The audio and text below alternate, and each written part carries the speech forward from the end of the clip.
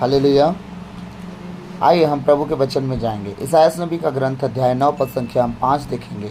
आज हम अपने उस भविष्यवक्ता के भविष्यवाणी की पुस्तक से उस भविष्यवाणी के विषय में देखेंगे जिसके आधार पर आज हम चल रहे हैं, जीवित हैं, सुरक्षित हैं, हर पाप गुनाह से आज़ाद हो जा रहे हैं, हर परिस्थिति से बच जा रहे हैं, जिसके कंधे के ऊपर सारा बोझ डाला गया। आज उस भविष्यवाणी और उस वचन जो जीवित कलाम, वो हमारा प्रभु यीशु मसीह जीवित वचन है, उस वचन के विषय में, उस यीशु के विषय में हम देखेंगे जो मानव पुत्र बन के धरती पर आया। हालेलुया। हमारे नबियों के ग्रंथों में प्रभु यीशु मसीह के विषय में बार बार कहा गया। वो ऐसा थोड़ी था कि वो डायरेक्ट मत्ती में उत्पन्न हो गया, डायरेक्ट मत्ती में पैदा हो गया, नहीं। हजारों साल पहले से उसके लिए भविष्यवाणियाँ होती थी। हाँ, लाखों साल पहले उसके लिए तय किया गया था कि धरती पर जाएगा ही जाएगा। हालेलुया। हाँ, आज हम देखेंगे प्रभु का वचन।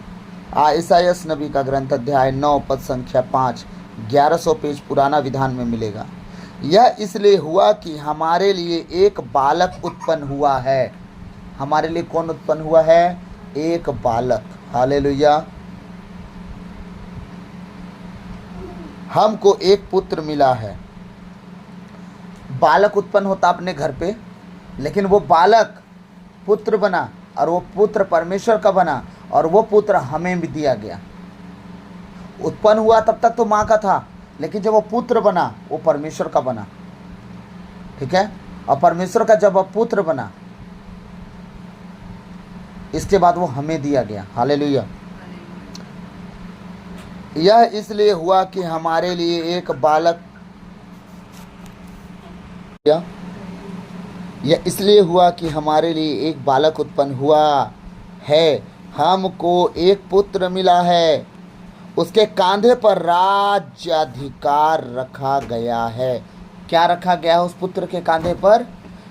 उस पुत्र के कांधे पर राजा की राज का अधिकार उसके कांधे के ऊपर रख दिया गया है। अब राजा सारा अधिकार अपने उसी बेटे के हाथ पे दिया है, उसके कांधे पर पूरा का पूरा अधिकार दिया है, और वो हमारा प्रभु यीशु मसीह है। स्वर्ग राज का अधिकार उसके ऊपर है, उसके पास है। पृथ्वी का अधिकार उसके पास है, अधोलोक का अधिकार उसके पास है, और सब कुछ परमेश्वर का है। ना स्वर्ग किसी और का है, ना पृथ्वी किसी और की है, ना बनाया हुआ अधोलोक नरक का द्वार किसी और का है। याद रखिएगा, सब पिता परमेश्वर का है, और पिता परमेश्वर ने सब कुछ अपने बेटे के कंधे पे सौंप दिया है कि मेरा बेटा जो चाहेगा, जैसा चाहेगा, जहाँ चाहेगा, जब चाहेगा, जैसा करना चाहेगा, वो सब करेगा, और कोई दुनिया की ताकत उसे रोक नहीं सकती। आमीन। हालेलुया। हालेलुया।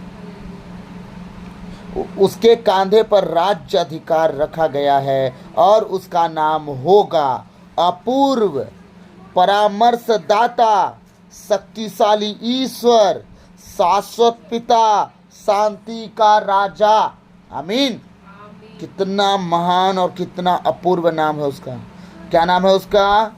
अपूर्व, परामर्शदाता, शक्तिशाली ईश्वर, शाश्वत पिता, शांति का राजा। हालेलुया। अपूर्व का मतलब,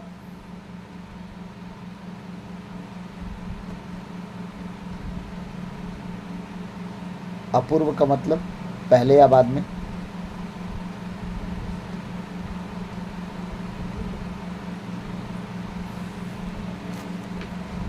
अपूर्व मीन्स होता है अनंत काल, जिसका कोई न शुरू हुआ ना जिसका कोई अंत होने वाला है। याद रखिएगा, अनंत काल का परमेश्वर, उसका पहला मतलब है अपूर्व, अनंत काल, परामर्शदाता। वो सलाह करता परमेश्वर है, हमारा सलाह देता है, परामर्श करता है। वो हमसे हमारे कमी घटियों को बता के, हमारे जीवन की कमी घटियों से आगे ले चल के पवित्रताई और खराई में बढ़ाने की कोशिश करता है। वो शांति का राजकुमार हमारा परमेश्वर है, परामर्शदाता, शक्तिशाली ईश्वर। उसके जैसा ताकतवर, उसके जैसा सामर्थ्य, उसके जैसा जय पाया हुआ दुनिया का कोई ताकत नहीं है जो हमारे परमेश्वर से महान ताकत रखता हो। सबसे बड़ा ताकतवर हमारा यीशु मसीह है। पिता ने अपनी सारी अधिकारों को उसे दे के उसे महान बनाया, शक्तिशाली और ताकतवर बनाया। आमीन। हाँ, शाश्वत पिता मतलब शाश्वत, शासक करने वाला परमेश्वर। हाँ, चाहे वो स्वर्ग राज का हो, चाहे वो धरती का हो, चाहे वो अधोलोक का हो। शाश्वत पिता, शाश्वत शासक करने वाला परमेश्वर, हाँ, शांति का परमेश्वर, हालेलुया, शांति का राजा। जब उससे हम मिलते हैं हमें दुनिया की सारी शांति मिल जाती है। जब उससे हम मिलते हैं दुनिया का कोई तकलीफ हमारे पास नहीं रहता। जब हम उससे मिलते हैं दुनिया में कितनी बेचैनी हो, कितना तकलीफ हो, हमें शांति देता है। जब हम उससे मिलते हैं तकलीफ़ें जाती हैं। जब हम उससे मिलते हैं रोग दूर होते हैं। जब हम उससे मिलते हैं गरीबी दूर होती है। जब हम उससे मिलते हैं लाचारी दूर होती है। जब हम उससे मिलते हैं बीमारी दूर होती है। जब हम उससे मिलते हैं पीड़ा, तकलीफ, शरीर की हर एक कमी घटी, जीवन की परिस्थितियों की, घर की, परिवार की हर एक कंडीशन ठीक होती है। ये कौन है? शांति का राजा। जब वो किसी के घर में प्रवेश करता है या हम उसके घर में, उसके बातों में, उसके वचनों में प्रवेश करते हैं, हमारे जीवन में शांति छा जाती है। आमीन। वो हमारा परमेश्वर इतना महान है, वो शांति का राजा है। राजा बहुत कुछ दे सकता है, इसीलिए वो चंगाई देता है, छुटकारा देता है, पापों की क्षमा देता है, स्वस्थ प्रदान करता है। वो राजा है, राजा तो कुछ भी दे सकता है। तो शांति का राजा है। और शांति पैसों में नहीं है, शांति घर में नहीं है, शांति धन में नहीं है, शांति बच्चों में नहीं है। आज शांति कहीं नहीं है। जब प्रभु आ जाता है आप जंगल में भी शांति पाते हैं। हालेलुया। हाँ, प्रभु का वचन कहता है वह दाऊद के सिंहासन पर विराजमान होकर सदा के लिए शांति, न्याय और धार्मिकता का साम्राज्य स्थापित करेगा। हालेलुया। वो दाऊद के सिंहासन पर विराजमान होकर, बैठकर, पहले से भविष्यवाणी हो रही है कि दाऊद के सिंहासन पर बैठेगा, दाऊद के सिंहासन पर बैठेगा जिसका अंत कभी ना होगा। हालेलुया। वह दाऊद के सिंहासन पर विराजमान होकर सदा के लिए शांति, न्याय और धार्मिकता का साम्राज्य स्थापित करेगा। पहला क्या? शांति का। उसके राज में कोई कोलाहल नहीं होगा, चोरी लूट नहीं होगी, कोई लड़ाई झगड़ा नहीं होगा, कोई हल्ला चिल्ला नहीं होगा, कोई गाली गलौज नहीं होगा, कोई डाकू बंदूक लेके नहीं खड़ा होगा। शांति रहेगी उसके राज्य में। न्याय होगा, वहाँ न्याय कुछ नहीं होगा। तुम्हारी बातें हाँ कि हाँ, नहीं कि नहीं, जितनी बातें तुम किए हो उसका करेक्ट तुम्हारे लिए उसका परिणाम दिया जाएगा। परमेश्वर का वचन कहता है वहाँ न्याय, वहाँ अन्याय किसी का नहीं होगा, वहाँ विधवाओं को नहीं लूटा जाएगा, वहाँ गरीबों के ऊपर अत्याचार नहीं किया जाएगा, वहाँ सब कुछ न्याय के साथ होगा। हालेलुया। और धार्मिकता का साम्राज्य स्थापित होगा। वहाँ अधर्म कुछ नहीं होगा, वहाँ पाप कुछ नहीं होगा, वहाँ शैतान की कोई चाल नहीं होगी, वहाँ कोई हेवा को फल खिलाने वाला नहीं खड़ा होगा। वहाँ सिर्फ और सिर्फ धार्मिकता होगी। वहाँ सिर्फ और सिर्फ परमेश्वर धार्मिकता का साम्राज्य स्थापित कर देगा। और वो धार्मिकता का साम्राज्य कोई छीन नहीं सकता, हिला नहीं सकता। दुनिया के राजा लोग आए, दुनिया के राजा लोग गए, हालेलुया, लेकिन उनका साम्राज्य छीन लिया गया, उनका राज पलट दिया गया, उनके राज को उलट फेर कर दिया गया। हालेलुया।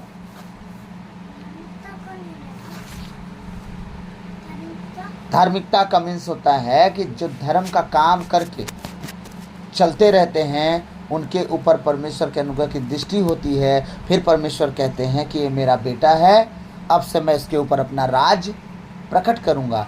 यीशु मसीह धार्मिकता के अनुसार चले और यीशु मसीह को परमेश्वर ने अपना बेटा भी कहा और वो थे भी, और उन्होंने कहा इसके कांधे पर मैं धार्मिकता का राज्य उदय करूंगा और इसके द्वारा धार्मिकता चलेगी, इसके कंधे पर मेरी धार्मिकता बनी रहेगी। आमीन।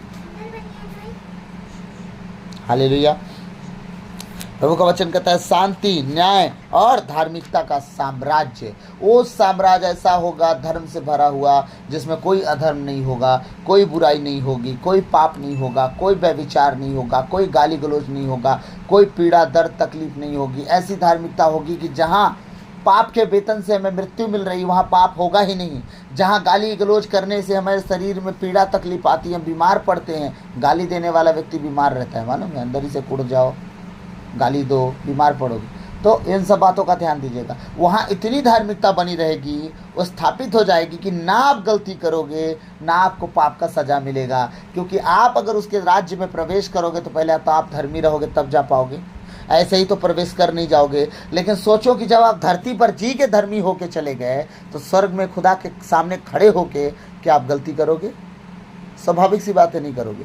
तो जब धरती पर जो पाप की दशा में जी के भी धर्मी बन गया तो स्वर्ग राज में धर्मी कैसे हो सकता है? हालेलुया। धार्मिकता का साम्राज्य स्थापित करेगा। विश्व मंडल के प्रभु का अनन्य प्रेम यह कार्य संपन्न करेगा, कोई और नहीं कर सकता। पिता परमेश्वर यीशु मसीह के द्वारा ये चीज़ संपन्न कर रहे हैं, और उन्हीं के द्वारा ये जीवन अनंत काल के लिए तैयार कर रहे हैं। एक दिन के लिए नहीं, 2 दिन के लिए नहीं, 1 साल के लिए नहीं, 100 साल के लिए नहीं। ये मात्र एक चीज़ के कारण है। वो क्या है?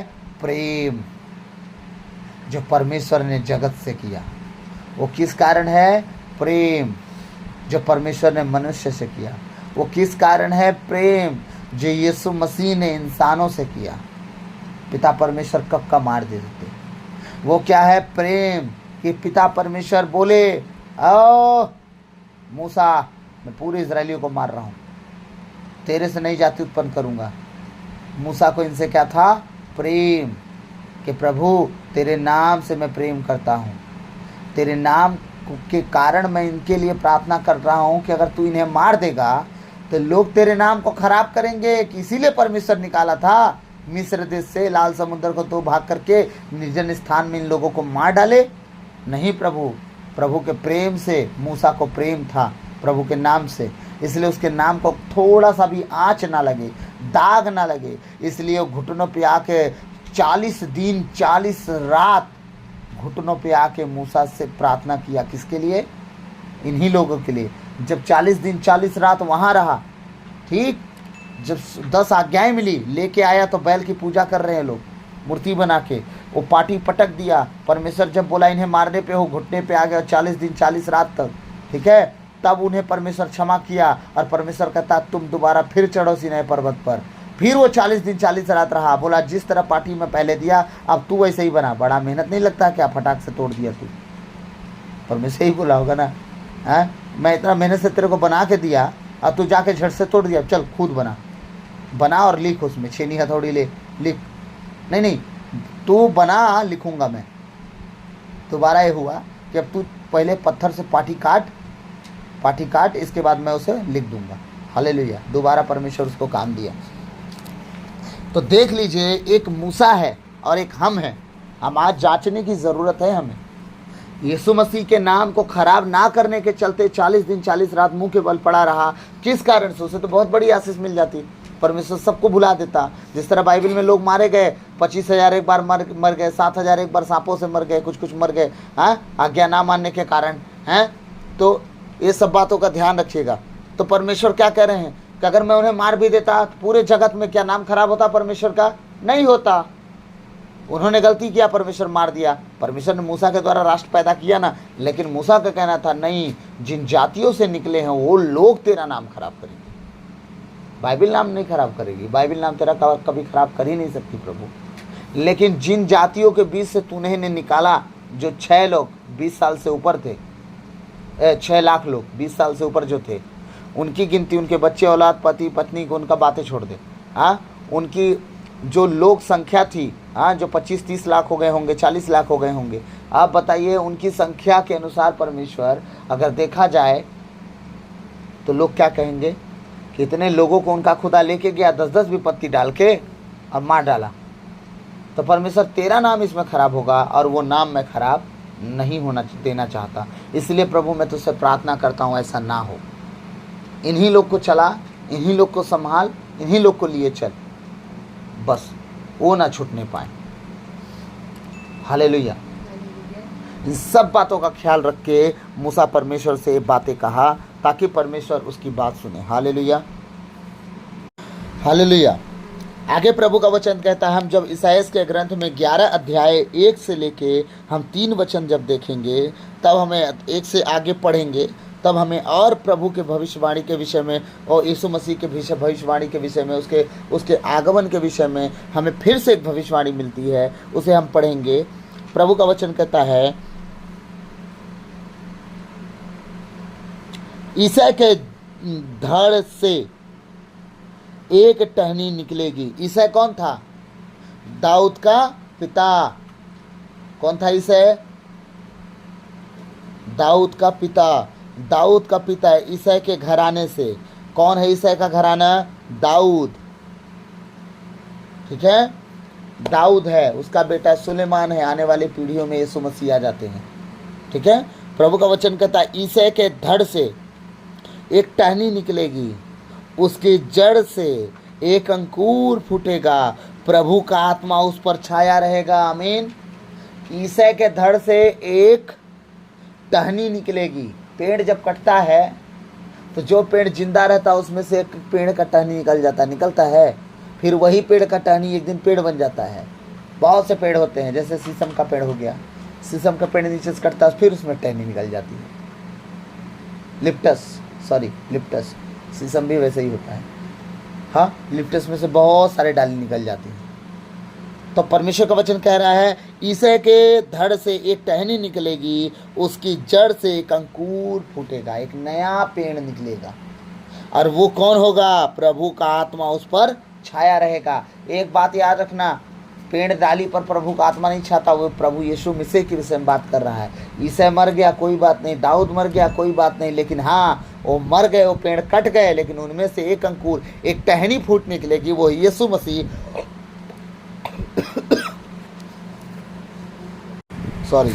हालेलुया, माफ कीजिएगा। प्रभु का आत्मा उस पर छाया रहेगा। याद रखिएगा, वो खुद यीशु मसीह के विषय में बात कर रहे हैं। दाऊद कट गया, ईसा कट गया, सब कट गए, लेकिन उसमें से जो टहनी अंकुर फूट निकला है, उस पर परमेश्वर का आत्मा छाया रहेगा। और छाया रहेगा मतलब यीशु मसीह हैं, जिन पर परमेश्वर की आत्मा, पिता, पुत्र और वही पवित्र आत्मा जो प्रभु यीशु मसीह के संग साथ थे, वही पवित्र आत्मा अब हमारे साथ भी रहेंगे। आमीन। है भी, रहेंगे भी। प्रज्ञा तथा बुद्धि का आत्मा, सुमति तथा धैर्य का आत्मा, ज्ञान तथा ईश्वर पर श्रद्धा का आत्मा। हालेलुया। कितना आत्मा उनके पास आई? जिन पर वो छाया करे रहेगा प्रभु का आत्मा। जब पवित्र आत्मा पर छाया करते हैं, पवित्र आत्मा जब आपके साथ हो जाते हैं, पवित्र आत्मा के साथ आप जब चलना शुरू कर देते हैं, तो आपके पास कितनी आत्मा आती है? ध्यान से सुनिएगा। प्रज्ञा, बुद्धि, सुमति, धैर्य, ज्ञान, श्रद्धा।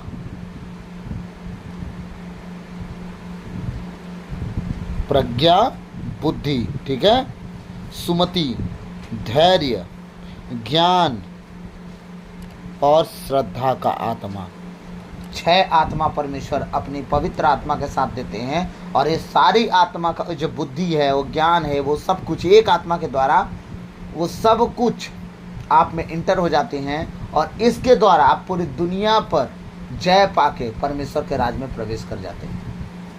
और यीशु मसीह ने इन आत्माओं के साथ रह के, मतलब एक आत्मा के साथ रह के इतनी चीज़ें पाके, उसकी ब्लेसिंग को पाके, बुद्धि, ज्ञान, बुद्धि की आत्मा, परमेश्वर जब पृथ्वी को रच रहे थे, सृष्टि को उत्पन्न कर रहे थे, बना रहे थे, हैं, उसे बनाने से पहले बुद्धि की आत्मा परमेश्वर के साथ थी। वो भी एक आत्मा। हालेलुया। लेकिन आगे चल के परमेश्वर ने कहा आत्मा एक है, कार्य अनेक है उसके। हालेलुया। वह प्रभु पर श्रद्धा रखेगा, वह न तो जैसे तैसे न्याय करेगा। कौन? यीशु मसीह। पिता परमेश्वर पर क्या रखेंगे? श्रद्धा रखेंगे। और जैसे तैसे वह न्याय नहीं करेंगे। तुम्हारी बातें हाँ कि हाँ, नहीं कि नहीं, तुम सच बोलो, झूठ नहीं बोलो। हाँ, परमेश्वर ने कहा, वचन में लिखा है, वो सब कुछ न्याय के अनुसार करेगा, अन्याय नहीं करेगा, किसी का बिगाड़ेगा नहीं। अब व्यभिचारिणी स्त्री पकड़ी गई, मूसा संहिता में लिखा है, इसे पत्थरों से मार डाला जाए। यीशु मसीह ने क्या कहा? तुम में से जो पाप ना किया और पहला पत्थर वो मारे। बच्चा तक नहीं रुका वहाँ पे, बच्चा तक भाग गया। इसका मतलब वहाँ बच्चे तक पापी थे, वो भी गाली बकते थे। हालेलुया। वह प्रभु पर श्रद्धा रखेगा, वह न तो जैसे तैसे न्याय करेगा और न सुनी सुनाई के अनुसार निर्णय कर देगा। किसी का व्यक्ति को आप सुनेंगे ना, सुन के न्याय कर देते हैं। हमारे जज कोर्ट में वकील का दलील पेश होता है, जिसका भारी लगता है सबूत के साथ सुनते देखते हैं, क्योंकि आज तो सबूत भी उल्टे पुल्टे कर दिए जाते हैं। सबूत सिर्फ पेश करने से जज फैसला नहीं देता, वकीलों का सुन के फैसला देते हैं कि जज साहब हमने सबूत आपके सामने रखा, ऐसी ऐसी बात है। तो जज साहब सुनते हैं और न्याय कर देते हैं। अब बहुत से न्याय तो बिना सबूत के भी हो जाते हैं, बस हो गया, फंस गए, वकील हावी हो गया और उनको केस लग गया। समझिएगा, वो प्रभु ही है। परमेश्वर किसी का सुना के फैसला नहीं देने वाला, वो फैसला देगा तो पूरी रीति से देख ताक के वह न्यायपूर्वक दीन दुखियों के मामलों पर विचार करेगा। यीशु मसीह हमारे न्यायपूर्वक, आधा अधूरा नहीं, न्यायपूर्वक दीन लोगों के ऊपर, दुखी लोगों के ऊपर, उनके काम पे, उनके कष्ट पे, उनके हर एक मुकदमा पे, उनके मामलों पर विचार करेगा और निष्पक्ष होकर देश के दरिद्रों को न्याय दिलाएगा। निष्पक्ष, किसी के पक्ष में नहीं जाएगा, ना धनवानों के पक्ष, ना अमीरों के पक्ष, ना किसी के पक्ष नहीं। याद रखिएगा, जो दुखी दरिद्र हैं, जो अपने को कमज़ोर समझते हैं, जो कमी घटी में रहते हैं, घमंड नहीं दिखाते, उनका परमेश्वर हमारा न्याय दिलाएगा। हालेलुया। वह अपने शब्दों के डंडे से अत्याचारियों को मारेगा। हालेलुया। वो अलग से सोटा नहीं उठाएगा, उसके मुंह से दो धारी तलवार निकलेगी, प्रकाशना ग्रंथ कहता है, जो काट छाट के अलग कर देगी। हालेलुया। प्रभु का वचन कह रहा है, वह अपने शब्दों के दंड से अत्याचारियों को मारेगा। शब्दों के दंड से, शब्दों के दंड मतलब वो मुंह से बोलेगा और उससे मुंह से दो धारी तलवार निकलेगी, शैतान मार जाएगा और वो नरक में ढकेला जाएगा। हालेलुया। और अपने निर्णयों से कुकर्मियों का विनाश करेगा। आमीन। वो जब निर्णय लेगा तो कुकर्मी ठहर नहीं पाएंगे, उनका विनाश कर डालेगा, उन्हें छोड़ेगा नहीं, उन्हें बख्शेगा नहीं। हालेलुया। इसीलिए आप सब प्रभु यीशु के छत्र छाया में पलने, बसने, चलने फिरने वाले बेटे बेटी हैं उसके। जब आप यीशु मसीह को जान चुके, उसके अनुसार चलने वाले बन चुके, जब सब कुछ आपने जान लिया कि प्रभुता उसके कांधे पे है और राज्य शासक उसके वो हो चुका है, संसार पर, स्वर्ग पर, अधोलोक पर, सब पर अधिकार उसका है, तो आप सोचो कि जब ईसा के घराने से एक अंकुर, एक जड़ निकली है जिस पर आशीष है, ब्लेसिंग है, इतनी आत्माओं के साथ वो चलता है, ज्ञान, बुद्धि, विवेक, प्रज्ञा, धैर्य, सुमति, सब आत्माओं के साथ वो जब चलता है, तो सोच को देखो, आपको किसका पीछा करना चाहिए? प्रभु यीशु मसीह का करना चाहिए पीछा, कि कमाई करने के पीछे पड़े रहना चाहिए, नौकरी करने के पीछे पड़े रहने चाहिए, धन संपत्ति इकट्ठा जोड़ने के पीछे पड़े रहने चाहिए? हाँ, कि नौकरी जिसको नहीं मिला वो खाली नौकरी की चिंता में पड़े रहे। अरे प्रभु की चिंता करना, सब तेरे पास अपने आप आ जाएगा। हालेलुया। सब कुछ तो प्रभु के हाथ में दे दिया गया ना, धन संपत्ति, दुनियादारी, सब कुछ उसके कंधे पे है। शासन, पृथ्वी का राज, स्वर्ग का राज, सब प्रभु यीशु के पास है। जब सब कुछ यीशु मसीह के पास है और वो यीशु मसीह आपका है, वो पिता परमेश्वर, अब्बा खुदा आपका है, तो क्या आपको भिखारी बनना चाहिए? जब वो बाप आपका है तो अब उससे मांगने का टाइम आया है। प्रभु से कहो, हो गया प्रभु, तू दे ना दे, हमारे लिए तू अच्छा चुना होगा, तू उत्तम चुना होगा, सर्वोत्तम चुना होगा। प्रभु कोई बात नहीं, बस तुझसे हम प्रार्थना करते हैं कि तू हमसे अलग मत हो। हम तुझसे प्रार्थना करते हैं प्रभु, हमारा मन विचार तुझसे कभी अलग ना होने पाए। आप इस तरह दुआ करके देखिए, परमेश्वर क्या से क्या बना देगा आपके जीवन को। हाँ, उलट पुलट करके रख देगा, आपकी हर एक परिस्थिति को बदल के रख देगा, घर को, परिवार को, सब कुछ। प्रभु मेरे परिवार को ठीक कर, मेरे घराने को ठीक कर, हम परिवार समेत तेरे भवन में आना चाहते हैं, तेरे नाम की महिमा करना चाहते हैं। हाँ, इस तरह की बातें करिए खुदा से, देखिए खुदा क्या क्या करता है।